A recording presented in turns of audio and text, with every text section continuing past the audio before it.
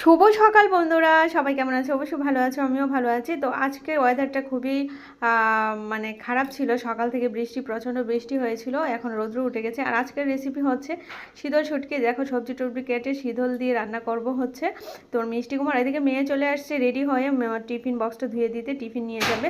আর ওর পাপা ওকে খাইয়ে দিয়ে স্কুলের ড্রেস পরিয়ে দিয়ে রেডি করে দিয়েছে।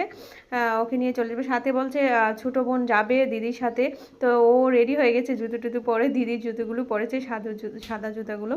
তো দিদি আজকে বোনকে জুতো পরিয়ে দিয়েছে। অন্যদিন বোন দিদিকে জুতো পরিয়ে দেয়।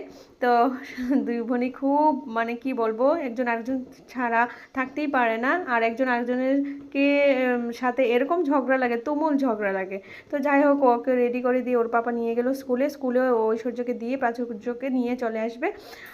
তারপর তার কর্মস্থলে চলে যাবে। আর এদিকে আমি আমার রান্নাটা সেরে নিয়েছি। দেখো, মিষ্টি কুমড় দিয়ে শীতলটা আসলে আমার কাছে খুবই ভালো লাগে, টেস্টি লাগে। তোমাদের কাছে কেমন লাগে একটু কমেন্ট করে বলো। তারপর এটা রান্না হবে। আর রান্না হয়েছে সজিনা পাতা রসুন ফোড়ন দিয়ে, সজনা পাতা রান্না হয়েছে। আর মেয়েদের জন্য হয়েছে সয়াবিন আলু টমেটো দিয়ে রান্না করে নিয়েছি। কাটা বাছা রান্না, এদিকে মেয়েকে রেডি করে দেওয়া।